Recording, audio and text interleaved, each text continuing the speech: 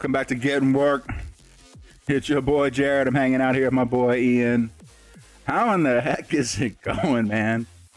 Man, this is easily one of the weirdest and strangest weeks as far as wrestling that we've had maybe since basically WWF or WWE bought WCW. It might be that strange of a week. I can't think of anything that jumps out at me. You know, it's in the last. Yeah, it's bizarre because I think you got to think about keeps coming. There's more layers and layers, and I think that's a big piece of it. I think that's a big piece of it because if you remember, say like that first week when Vince McMahon announced that he made, live to everyone that he made the purchase, and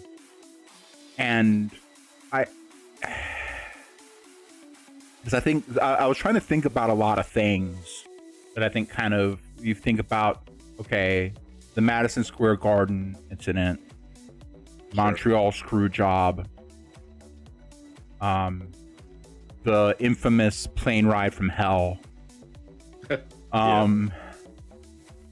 all of that stuff happened before.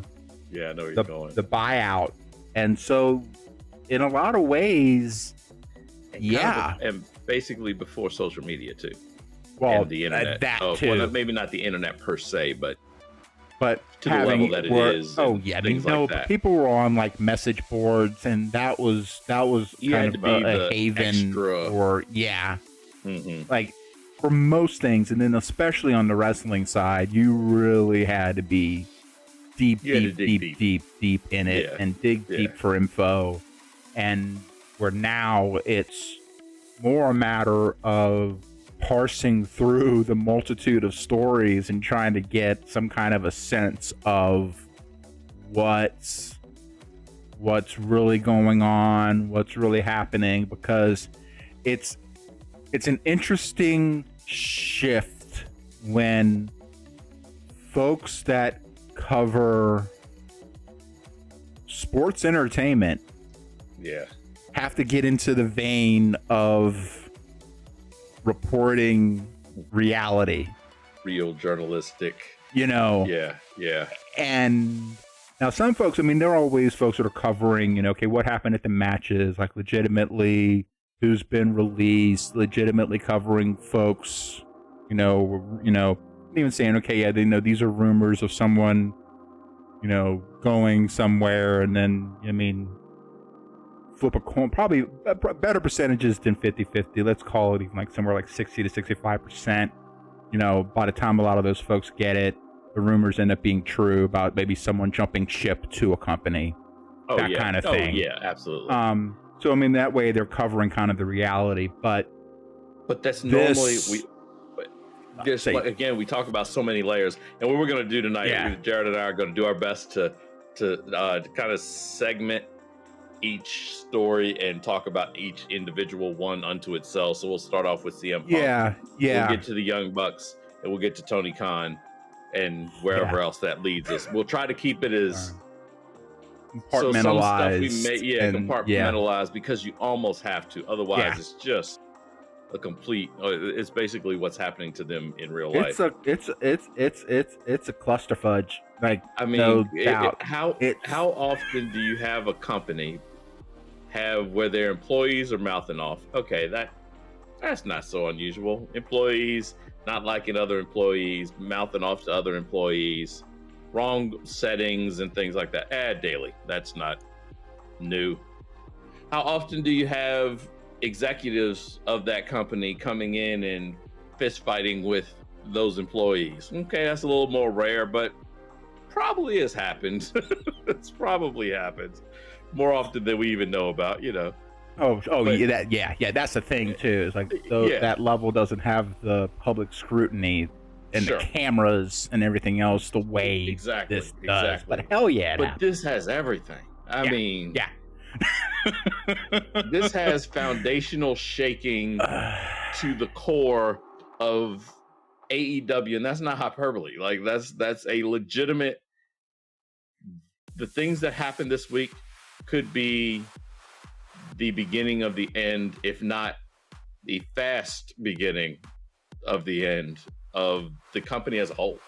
I mean, it's really shaking it that much. So yeah, we'll get into that. Yeah, let's start with CM Punk, especially kind of talk about the continuation of our last stream where we talked more about what we understood was going on at the time.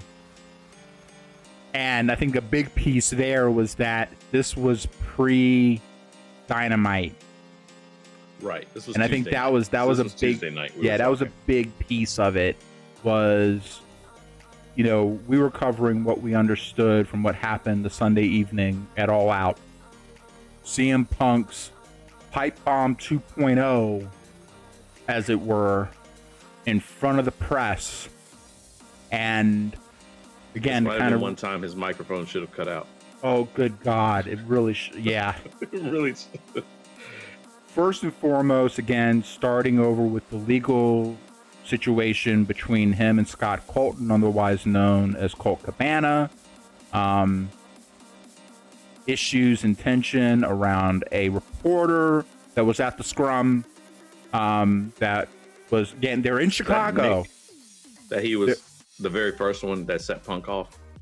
Yes. Okay. He was the first to kind of speak up. And so, again, from what we understood from Sunday, he kind of goes off on a tirade because he knows that reporter and Scott Colton are friends. And so then, you know, CM Punk kind of just goes off on this whole thing about what's going on between him and Scott Colton. What's still not clear, because there's still the issue about Tony saying I shouldn't have said no comment. I should have said around that whole thing. No, and right. So I don't know if something was asked before, because there's also, again, and this is where we start talking about what's being reported by wrestling news outlets, that apparently there's some talk behind the scenes that CM Punk had actually prepared that statement because he was supposedly knew that this reporter was going to be there. I'm putting that under the conjecture bucket for right now. So, yeah, because I don't know. Well, exactly. And okay, there is always that little cloud that hangs in the back of all of our minds, you know, about anything around wrestling. It's you can't always trust just because they're serving it up, even in a very seems pretty straightforward way, as in this is clearly what it is. I mean, is it? You know, you always kind of have to have that. I will say, in the last stream, I was like, it's a work. Like, I'm not believing any part of this. I'm further away from that now. But man, I don't think I could ever get away from it completely. Like I said, it is wrestling. Like, just don't believe. You keep lying to me over and over. Yeah, that's like your job to lie. I went on record saying that I hope it's a work. Right. Not that I believed it was a work. That I hoped it was a work for Tony Khan's sake. We'll talk about him later. Yeah, we'll get to that later too. Just man, watch my eyes when I say that. Seriously. Yeah, because he. We can't get to it. No, we're not. No, sorry, I shouldn't have even done that much. No. We needed. What CM dropped. So kind of sticking to the press conference, what he dropped that night by itself, and then the way Tony acted around it was problematic. And we talked about that on Tuesday. Yeah, right. And then, now again, to CM Punk's credit, from everything that we understand, he was in his locker room. He wasn't. After the scrum, he was in his locker room. And during that scrum, true. Sorry, you're right. During the scrum, he did say, "I'm easy to find. You know where I am if you have a problem with what I'm saying." Basically, so he did let's say throw the invitation out.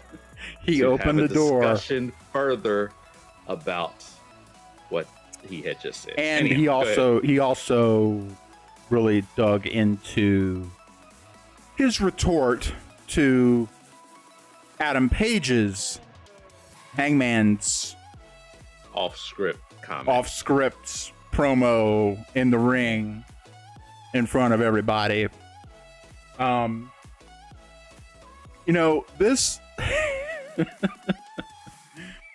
this begs the question, because if you think about the timing on when WWE, it does, but it definitely begs the question about, because everyone jokes about WWE and how scripted it is.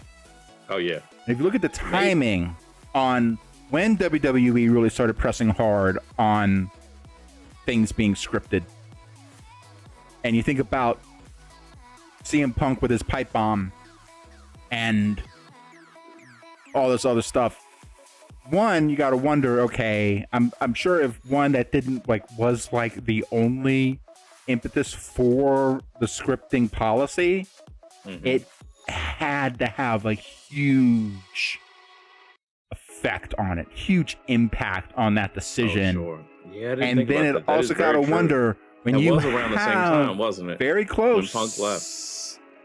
Very close. Could have been trickling in before, right around the same time. It could have been one of those things you had people on both sides I think it should be, I think it shouldn't be, and the shouldn't be's were winning. Yeah. And then the other team got all the ammunition. Yeah. One big warhead called CM Punk. Yeah. Yeah. But then you look at, and here you go. You look at someone like CM Punk.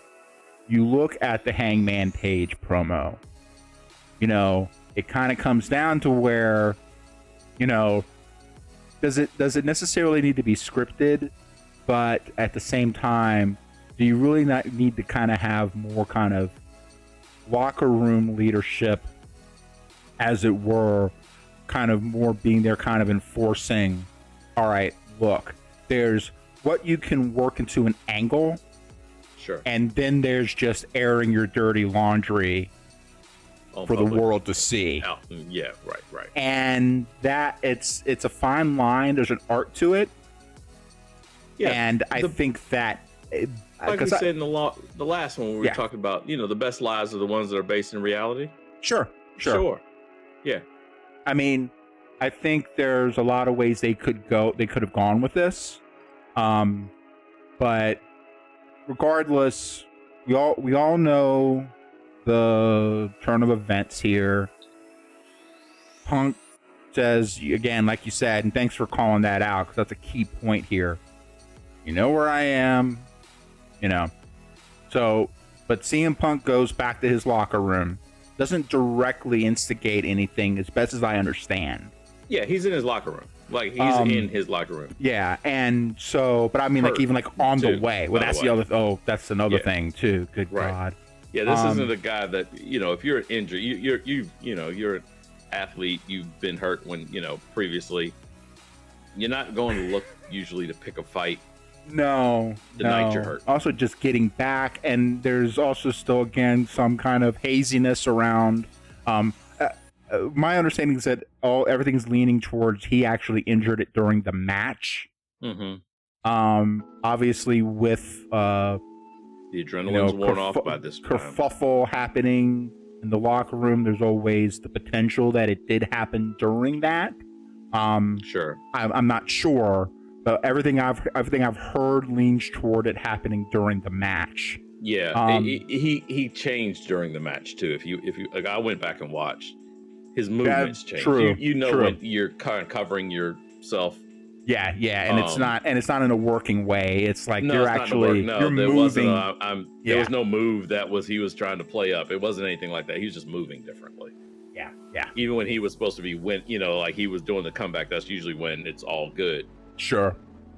Yeah. He wasn't moving quite the same. So fair enough. And so I think everything's leaning towards that again till I hear otherwise. Sure. There's no reason to really doubt that at all. So he's coming in. the young Bucks. So it wasn't. And come to find out here, it wasn't just the Young Bucks and Kenny Omega. They rolled deep. Now, granted, this is as deep as the like. Okay, you can bring a lot of people, but there's a difference between having a lot of people and truly rolling deep. I'm sorry when you got deep with one other person. Well, exactly. It's like, I'm calling the Brute Squad. You are the Brute Squad. You are the Brute Squad. Yeah, you are. You're rolling as deep as you need to roll at that point. But I'm sorry, but if your posse consists of Kenny Omega, the Young Bucks, Brandon Cutler, and Michael Nakazawa, I'm sorry, because I listen to Jim Cornette too much, and it's hard for me to not call him Michael Knock It the Fuck Off.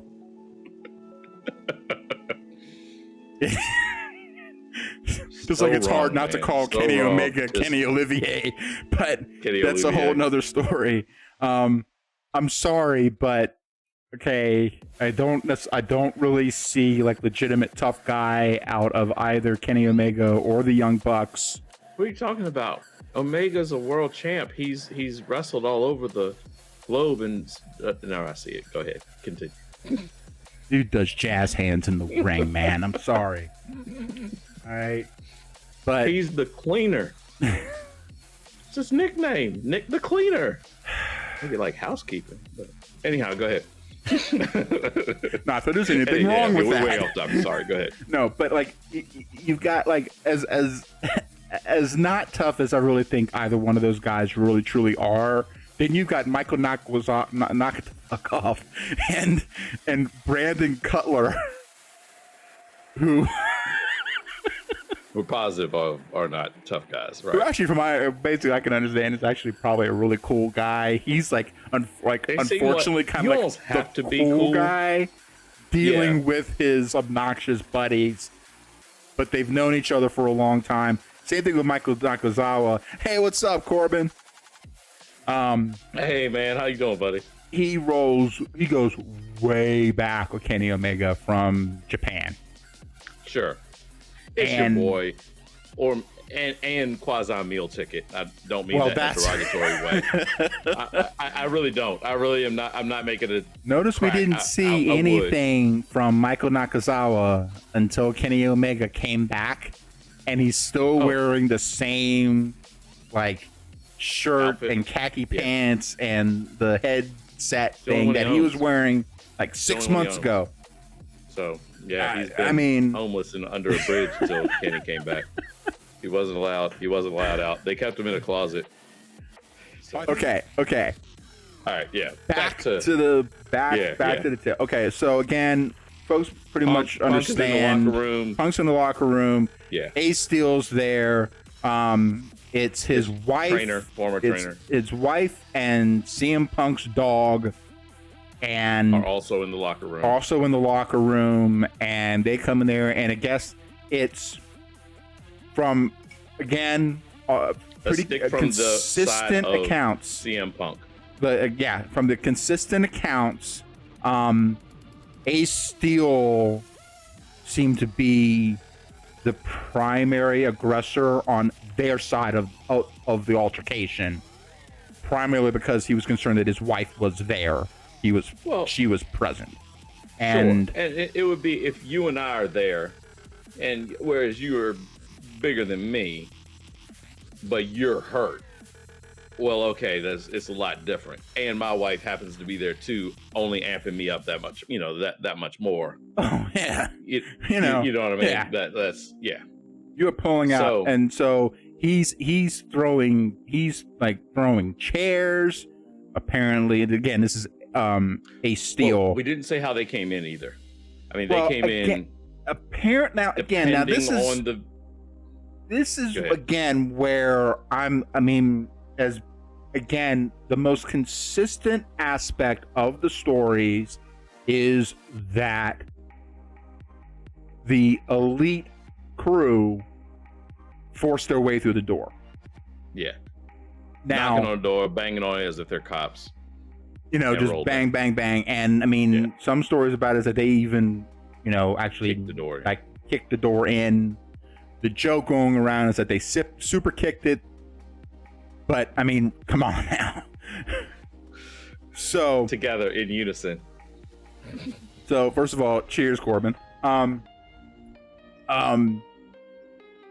anyway, they forced their way through.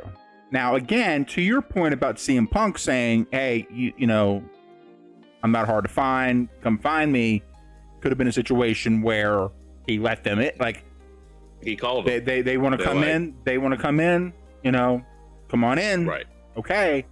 But ultimately, again, assuming, and again, I think this plays out more again to the case that CM Punk was already injured, and then effectively you have a whole crew of folks coming in, and you've got basically 5-on-2, and the one guy who's already blown up from the match and injured, and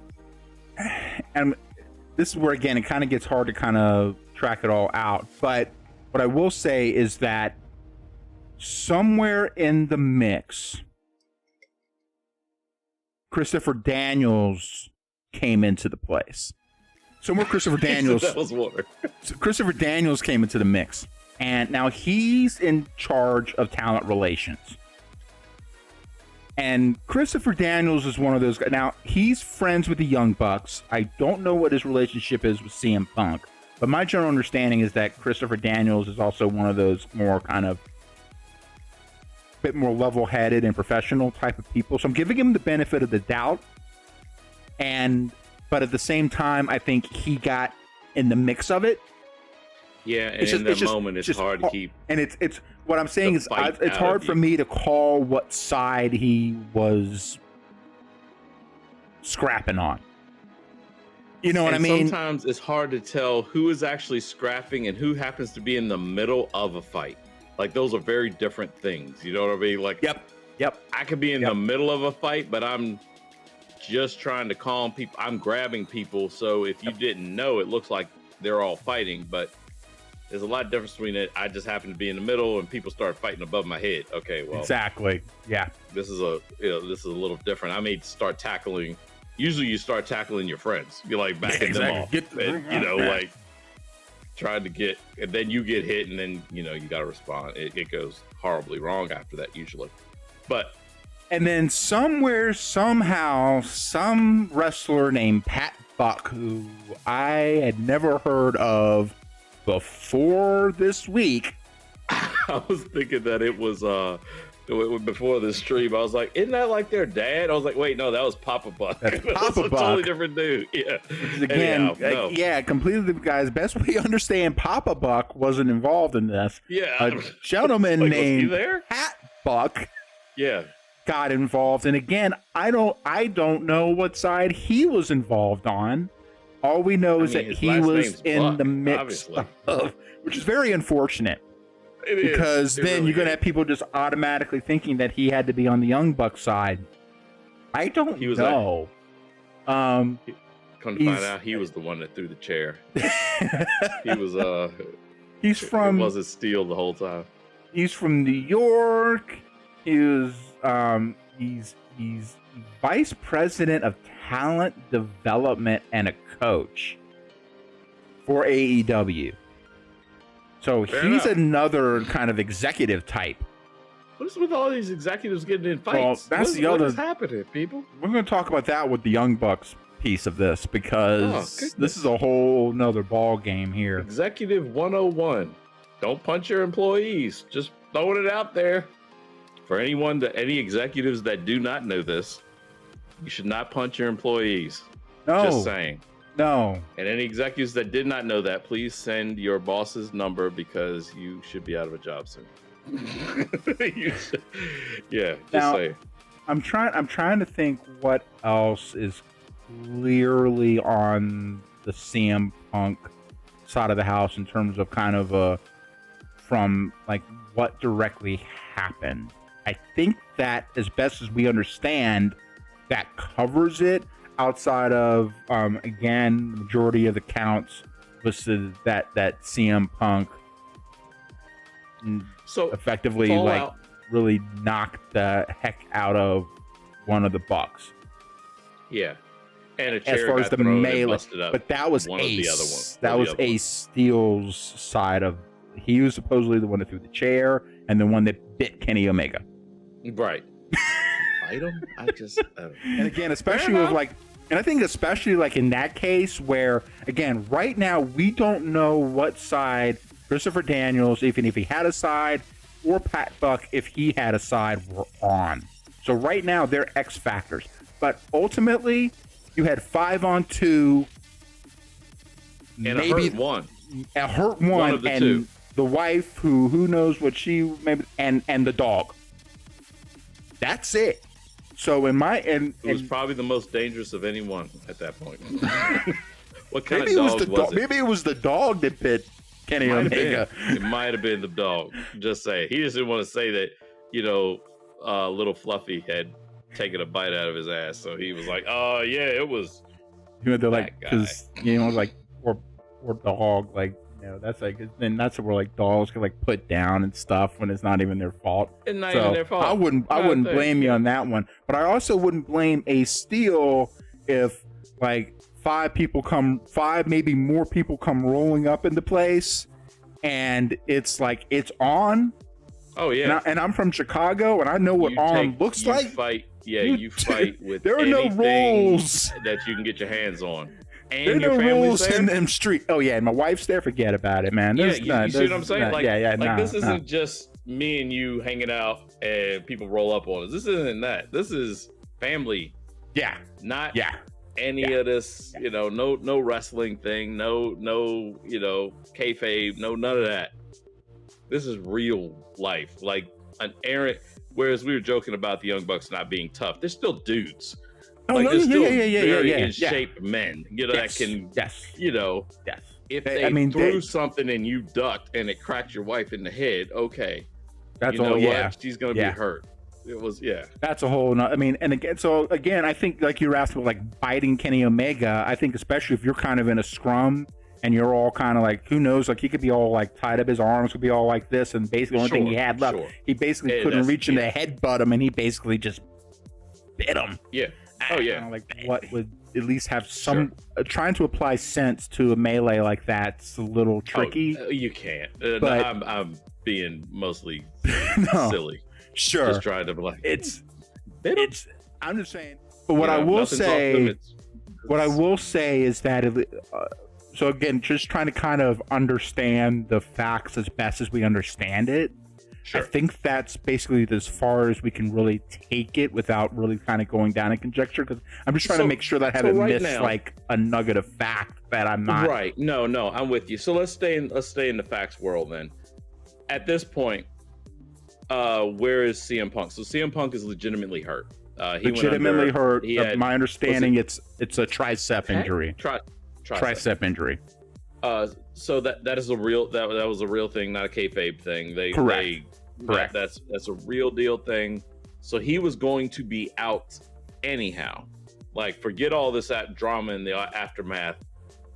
There was rumor that he had said some things a few weeks prior that almost led to believe he was planning to say something during this press conference, and I wish I could find where I was reading that at, but basically a few weeks before he had mentioned that, the press conference at All Out is going to be something. Yeah, because he knew. I can't remember where. Yes, and it might have even been a tweet from him. Maybe it was something small. It wasn't like a big deal by any stretch. No. So that, like I said, these people are paid liars, right? I mean, at the end of the day, professional wrestling is constant lying. You are constantly lying to me. Constantly lying to me as the viewer. And we love that. That's why we're fans. I'm all for it. Stuff like that always leads to me kind of going back to